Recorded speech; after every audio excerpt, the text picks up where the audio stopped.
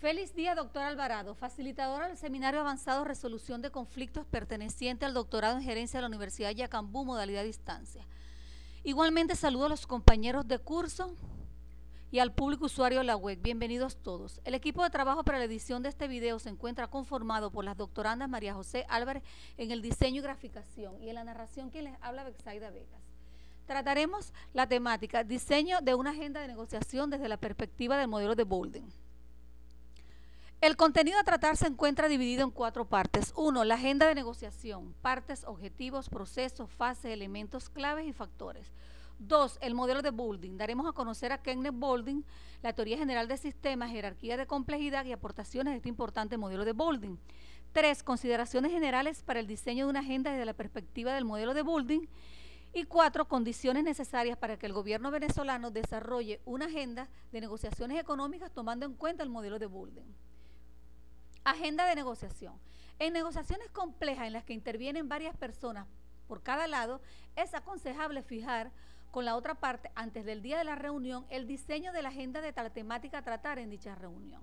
Para ello debe conocerse temas que se van a abordar, en qué orden y el tiempo previsto para ser tratadas, quiénes van a intervenir por cada lado, pausas, refrigerio, almuerzo y hora de culminación. Objetivos de la agenda de negociación. La agenda tiene como objetivo que la reunión se desarrolle en una forma ordenada, donde las partes involucradas conozcan el tiempo de culminación. Permite centrar la discusión sobre los puntos agendados para evitar que una de las partes pueda traer a debate asuntos que no estaban previstos y que la otra parte no haya preparado. Permite hacer un seguimiento de los temas a abordar, evitando que alguno pueda quedar pendiente. Y obliga a ir avanzando. Las partes son conscientes de que hay un guión que hay que intentar cumplir y que no se puede eternizar en un punto determinado. En fin, no es más que preparar la negociación e ir avanzando para maximizar el tiempo.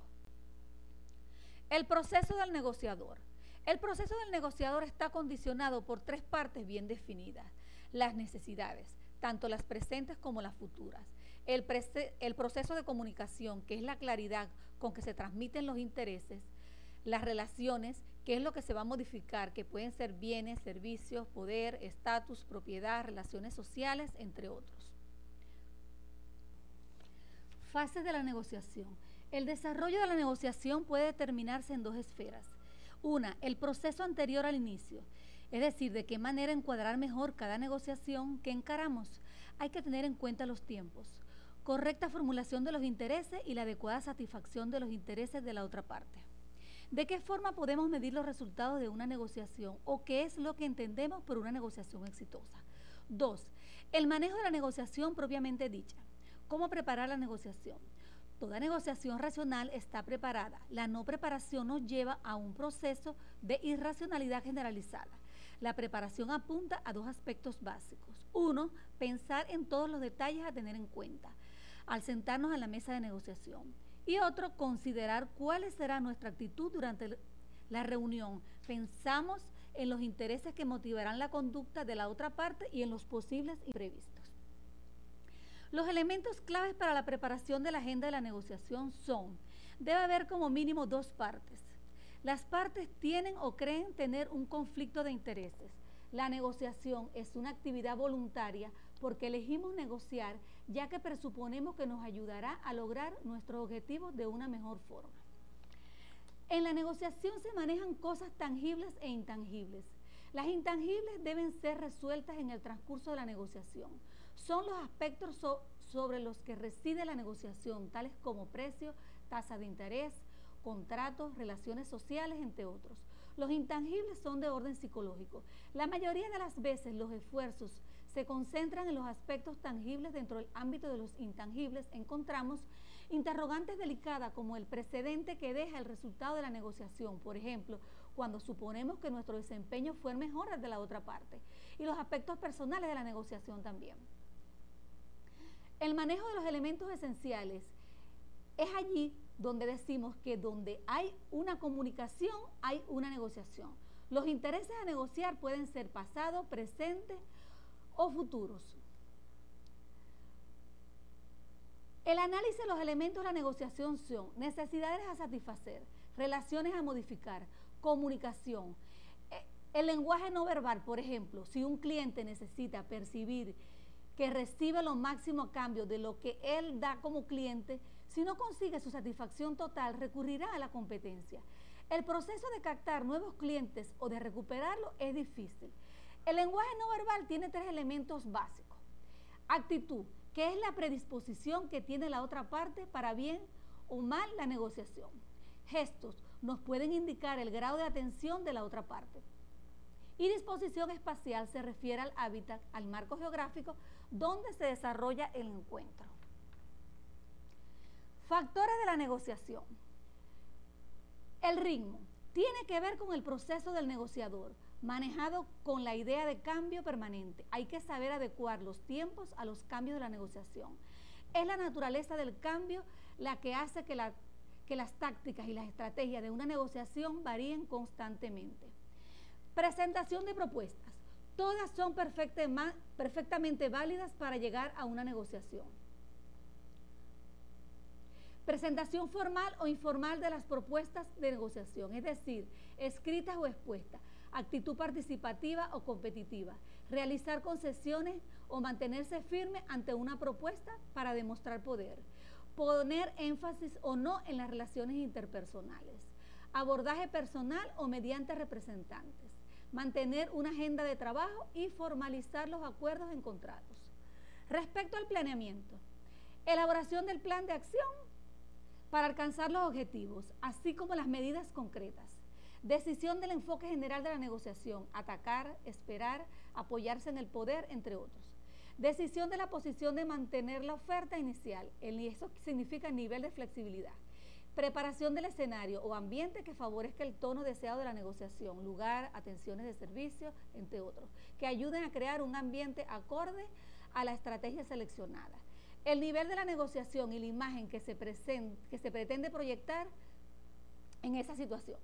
Fuerzas restrictivas e impulsivas. Ocasionalmente nos encontramos en algunas interrelaciones donde nuestro interlocutor sea una persona que se resiste al cambio. Esto puede ser originado por infinidad de circunstancias, pero normalmente esta respuesta de rechazo al cambio se dará por el desconocimiento de las personas a un ámbito nuevo, que difícilmente proactuarán y tomarán la iniciativa. El ser humano tiene en su subconsciente 2 fuerzas naturales que actúan especialmente en la interacción para la aplicación de la sinergia, las definiciones de los campos de la positividad y lo negativo. Son las fuerzas restrictivas y las fuerzas impulsivas. Las impulsivas promueven la acción con valor y coraje. Las restrictivas impiden actuar y son sumamente consideradas. En estos casos es imprescindible saber primero las restricciones, intentar bajar su intensidad a un 50% y solo después manejar el motor de impulsos que nos lleve a la aceptación del cambio. Ahora bien, ¿qué características debe tener un negociador?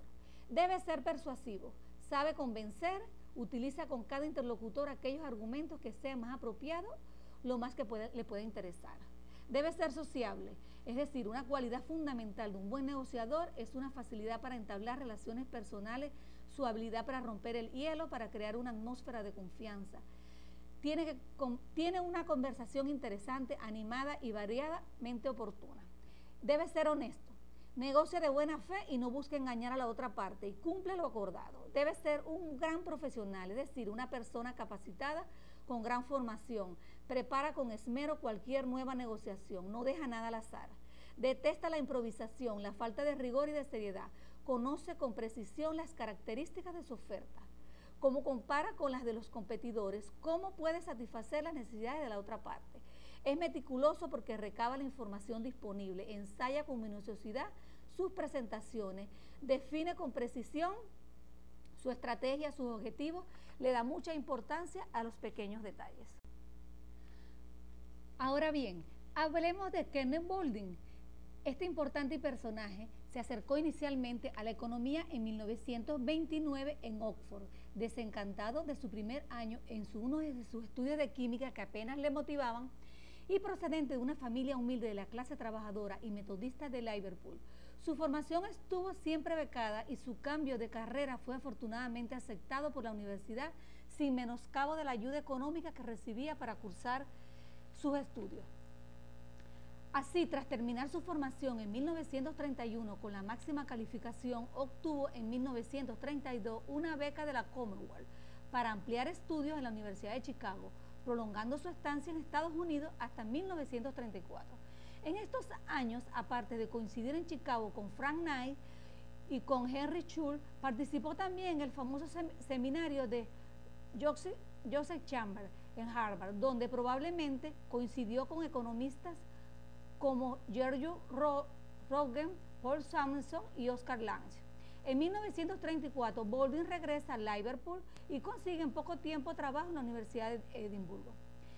Tiene interés en recordar este paso por la Universidad Escocesa, ya que en esta universidad conoció a William Beste, quien luego sería catedrático de contabilidad en la Escuela de Economistas de Londres, y este le introdujo en los rudimentos contables del balance de situación y la obra de William Putnam. Estos planteamientos se encuentran en el vértice de la visión bulliana de la economía y su relación con el sistema social y natural. Lamentablemente, en 1937, la Universidad de Edimburgo no le renueva su contrato y Baldwin debe partir de nuevo hacia Estados Unidos, donde le ofrecen un puesto en la Universidad de Colgate en Nueva York. Su paso por Colgate significó tener tiempo para elaborar su primer libro, Análisis Económico, un manual de economía convencional, en su primera edición en 1941. Sin embargo, lo más decisivo de aquel año, de 1941, fue el encuentro con una reunión de la Sociedad Religiosa de los Amigos Cuáqueros, con Elis Bjorn Jensen, quien se convertiría en su esposa y compañera desde ese momento. Su trabajo en la sección financiera y económica de esa organización consistió, bajo las órdenes de Ragnar Nurs, en analizar lo que había ocurrido en la agricultura europea entre 1913 y 1928. El objetivo era evitar, tras la Segunda Guerra Mundial, los errores cometidos en los años previos. Fruto de esta investigación y tras haber luchado en años anteriores con la estadística y la econometría, Baldwin llega a una importante conclusión. Me convencí de que la geografía tiene mucha importancia que la correlación, donde Baldwin entabló amistad con el sociólogo Robert Parr. Poco después, Baldwin recibió una oferta del antiguo Iowa State College, donde Theodore Coles le reclamaba para convertirlo en un economista laboral entre tantos economistas agrarios. Él le tomó esta tarea con un afán empírico. En 1952 publica La reconstrucción de la economía, que el propio Baldwin consideraba su principal aporte teórico en este campo de las ciencias sociales. En este libro se plantea una reconstrucción e integración tanto de la micro como de las macroeconomías sobre la base de una doble propuesta. Esta obra fue publicada al llegar a la Universidad de Michigan, pero Kenneth Baldwin pasó allí 18 años en los que, fiel a su impulso por tender puentes entre diferentes disciplinas y a la vez buscar un enfoque integrador del conjunto de las ciencias sociales, puso en marcha un seminario anual dedicado en este menester. En dicho seminario tuvieron cabida y discutieron con poca libertad académica aquellos investigadores preocupados por esta investigación, pero un elemento fundamental para impulsar esta labor fue la estancia que durante el curso de 1953 a 1954 pasó Baldwin en el Centro de Estudios Avanzados de Ciencias Conductuales de la Universidad de Stanford. Esta experiencia fue clave porque conectó al economista británico con los incipientes investigadores en la teoría general de sistemas, en especial con Ludwig von Bartholomä. Tanto es así que al poco tiempo de llegar a Stanford y conocer a los principales miembros del centro, el entusiasmo mutuo fraguó en la creación, en este mismo momento, de la Sociedad General de Sistemas de Investigación, conocida actualmente como Sociedad Internacional para la Ciencia de Sistemas. A Baldwin le interesaba la teoría general de sistemas porque intentaba encontrar estructuras teóricas comunes entre diferentes disciplinas científicas, lo que concordaba con su aspiración a lograr una ciencia social integradora. Esta fue la razón por la que durante la década de los años 50 contribuyó al desarrollo de este enfoque, en especial en un texto famoso en 1956 titulado Teoría General de Sistémica, el esqueleto de la ciencia. El modelo de Boulding basado en la teoría general de sistemas. Existen dos opciones completamente complementarias para organizar la teoría general de sistemas, teniendo en cuenta que en el fondo se trataba de crear una estructura teórica que permitiera a especialistas de diferentes campos comunicarse entre sí en un lenguaje inteligible.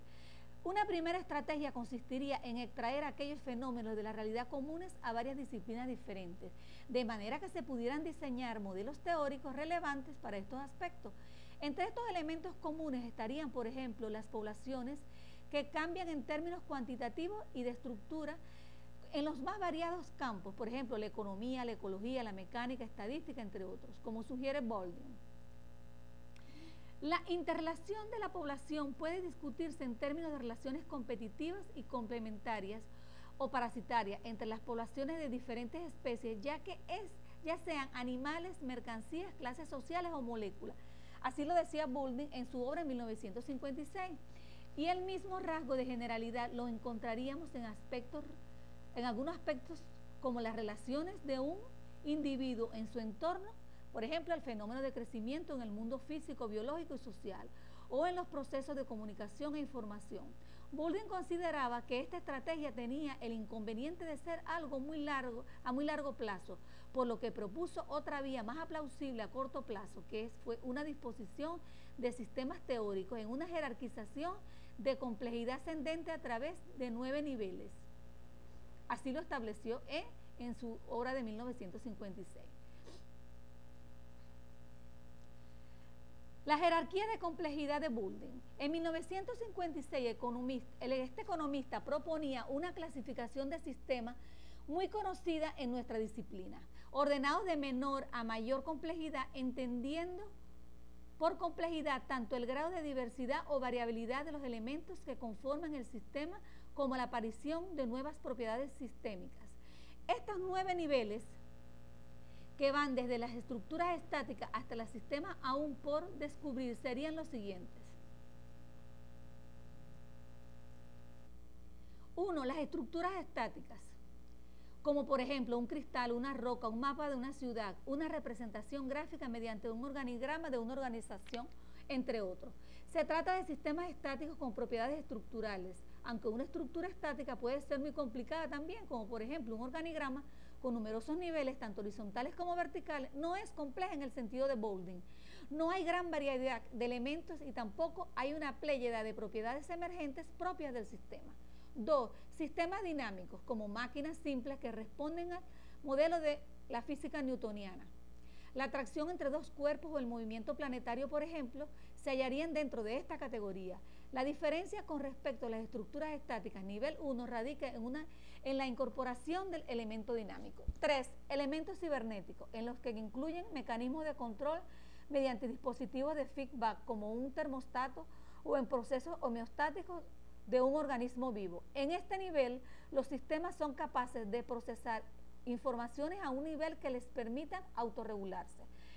La aplicación de Vancouver realiza de la teoría de los sistemas vivos de Miller el ámbito de la conducta organizativa y constituye un excelente ejemplo de los sistemas que se autorregulan gracias a sus propiedades cibernéticas. 4. Sistemas abiertos. Como estructura de una capacidad de autoperpetuarse, una célula es un excelente ejemplo de sistema abierto. Asimismo, y a diferencia de los sistemas cibernéticos del nivel 3, los sistemas abiertos mantienen una diferenciación interna gracias a la relación que mantienen con el entorno, donde se tratan los términos de entropía positiva y negativa. De acuerdo al tipo de intercambio que se tiene con el ambiente, lo cual no le sitúa en una posición de permanente equilibrio estable como en los sistemas cibernéticos. Esta diferenciación es necesaria a fin de que sistemas puedan tener una adecuada relación con el entorno, en tanto que éste también presenta facetas diferenciadas. En la célula, por ejemplo, por seguir con este mismo ejemplo, se precisa el procesamiento de información térmica, de información alimenticia, de información de posibles agresores externos. En este sentido, el cibernético inglés W. Ross Ashby formuló la ley de variedad referida, según la cual la diversidad interna de un sistema abierto coincide en variedad y complejidad con la del entorno con el que interactúa. Además, dada su importancia, en los sistemas abiertos existe la capacidad de autorreproducción gracias a la generación de un código genético. El salto con respecto al nivel 3 es algo más que es considerable. Quinto o 5, organismos pequeños, que representan una diferenciación creciente dentro del sistema de funciones en el organismo y en los que se pueden distinguir entre reproducción del proceso del propio sistema del individuo funcional. A diferencia de los sistemas del nivel 4, una planta, por ejemplo, genera semillas en las que va interno el código genético para posterior desarrollo del organismo. Una característica esencial, por tanto, de los sistemas del nivel 5 es la existencia de mecanismos de reglas generativas en el sentido de generación y desarrollo. 6. Niveles animales, en los que hay una mayor capacidad en el procesamiento de la información del exterior, evolución de subsistemas receptores, de un sistema nervioso, etc., y en las organizaciones de la propia información en cuanto a la generación de una imagen o conocimiento estructurado sobre el entorno. Por otro lado, en los sistemas animales hay una estructura sobre el entorno. Por otro lado, en los sistemas animales hay una capacidad de aprendizaje y una primera capacidad de conciencia sobre sí mismo. Aún así, no puede decirse estrictamente que los sistemas animales tengan una capacidad de autoconciencia en tanto a que no se conocen, que conocen. Para este segundo nivel de conciencia, si se permite llamarlo así, decía Boulding, se necesita de una capacidad de procesamiento simbólico de la información que los sistemas animales. 7. Sistema humano, que incluye las capacidades de autoconciencia, autosensibilidad y del simbolismo como medio de comunicación. Todo ello gracias a la capacidad de manejo de una herramienta como es el lenguaje. Un sistema humano es capaz de preguntarse a sí mismo sobre cómo se ve en sí mismo, sobre qué imagen tiene del entorno y actuar en consecuencia. 8. Sistemas sociables, organizaciones sociales o conjunto de individuos con capacidad de tener un sentido social de organización, de comparar cultura, historia y futuro, de disponer de sistemas de valores, de elaborar sistemas de significados, etc. El nivel 8 recoge, como puede apreciarse, a los sistemas del nivel 7 en interacción, con lo cual emergen las ya mencionadas y nuevas propiedades sistémicas. Y el 9, por último, Boulding dejaba abierta la posibilidad de un noveno nivel en el que se hallaría sistemas hoy descubiertos o no existentes, pero que bien podrían convertirse en realidades en futuros próximos. Este nivel noveno sería obviamente todavía más complejo que los precedentes. La clasificación de Boulding o jerarquía de complejidad, según su propia denominación, permite tomar conciencia del salto existente entre los modelos teóricos desarrollados y los modelos empíricos. De este modo, Boulding afirmaba que no se han desarrollado modelos teóricos adecuados más allá del nivel 4 y que los modelos empíricos son deficientes en prácticamente todos los niveles igualmente. Y centrándose en la ciencia de la gerencia, Boulding argumentaba que aunque las organizaciones pertenecen al nivel tipo 8, en su estudio no se han desarrollado modelos más allá de los niveles tercero y cuarto, sistemas cibernéticos y sistemas abiertos respectivamente.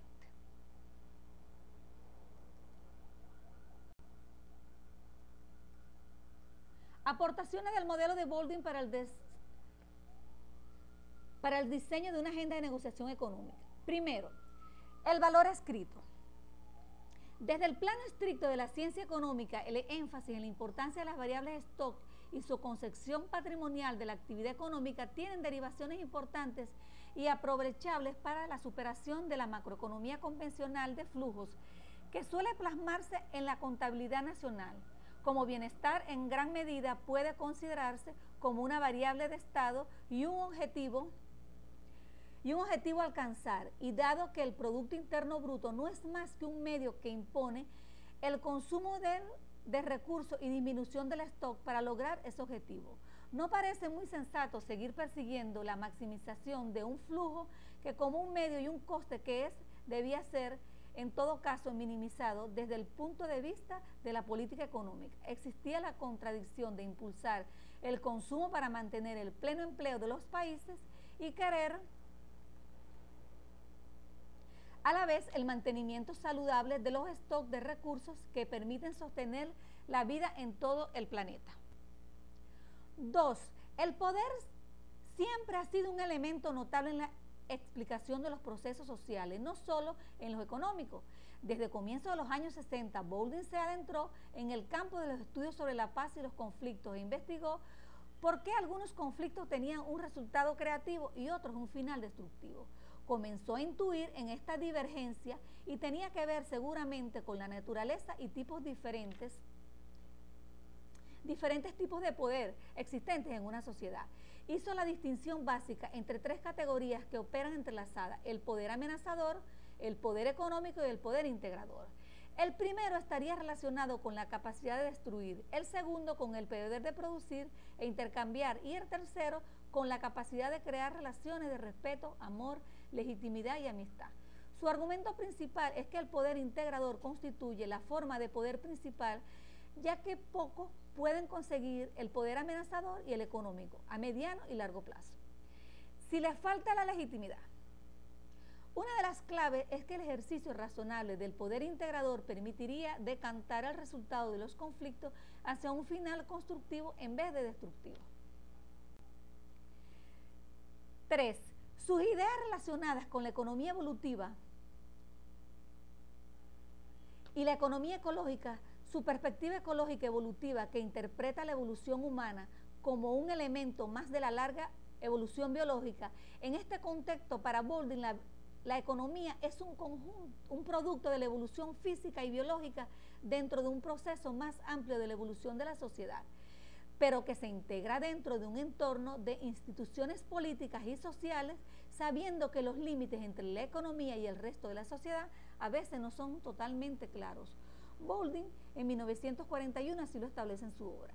Para Boulding, la sociedad supone además un conjunto de tres elementos: cosas, organizaciones e individuos, lo que denomina el stock saga: cosas, organizaciones y gente, que se traduce, que logra reproducirse aplicando un conocimiento, y el saber hacer, que conocido como el know-how, que a su vez orienta la energía para transformar los materiales en mercancía.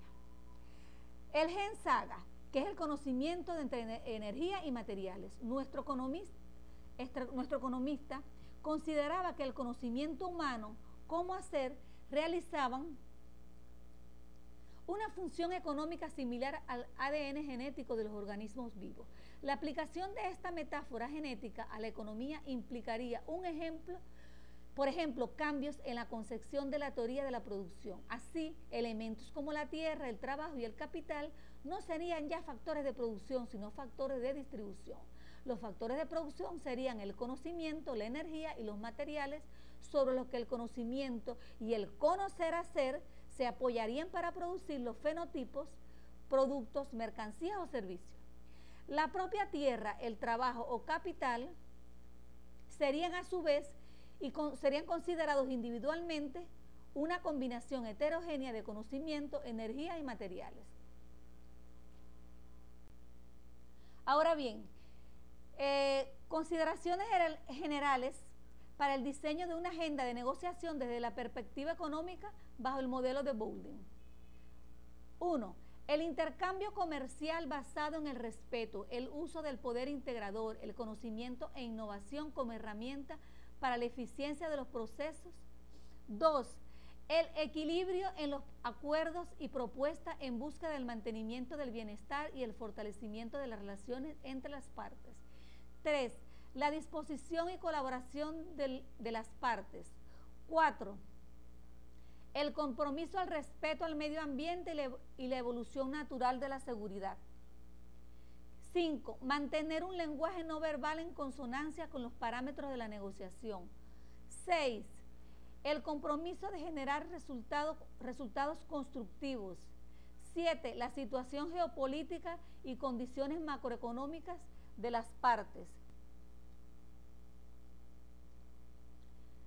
Ahora bien, condiciones necesarias para que el gobierno venezolano desarrolle agendas de negociaciones económicas tomando en cuenta el modelo de Bolden. 1. Conocer la situación geopolítica y condiciones macroeconómicas de la otra parte. 2. Comprometerse con el cuidado y preservación del medio ambiente en las transacciones y propuestas que se deseen aprobar. 3. Realizar propuestas que integren el uso eficiente de los recursos materiales, energía y conocimientos en pro del desarrollo de la nación. 4. Mantener un diálogo abierto y respetuoso con las otras partes. 5. Promover acuerdos para el desarrollo del sector industrial del país, específicamente de bienes y servicios de primera necesidad. 6. Generar propuestas para establecer cadenas de suministros integradas que permitan la obtención de materia prima que se requieran importar y la colocación de los bienes producidos en el país. 7. Crear compromisos en los cuales se observe el equilibrio de ganar-ganar entre las partes. 8. Promover programas para el fortalecimiento de las pymes con un seguimiento y control eficiente. 9. Ejercer el poder integrador para producir resultados constructivos. Y 10. Realizar propuestas que tiendan al mantenimiento de stocks para el bienestar del país en sentido contrario al consumismo y economías de flujos. Y para finalizar, decía Bolden en una cita en el 1993 en su obra, la paz crece por un casi inconsciente proceso de aprendizaje. Vemos esto en la extensión de las áreas de paz estable por todo el mundo en los últimos 150 años. Lo vemos en el auge de la democracia política, lo vemos en el movimiento de los trabajadores, lo vemos en Gandhi y en Martin Luther King, pero pienso que aún no lo comprendemos muy bien y la comprensión de la paz permanece como uno de los grandes desafíos intelectuales de la mente humana y podríamos añadir del corazón humano. Fin de la cita. Estas son las referencias. Por su atención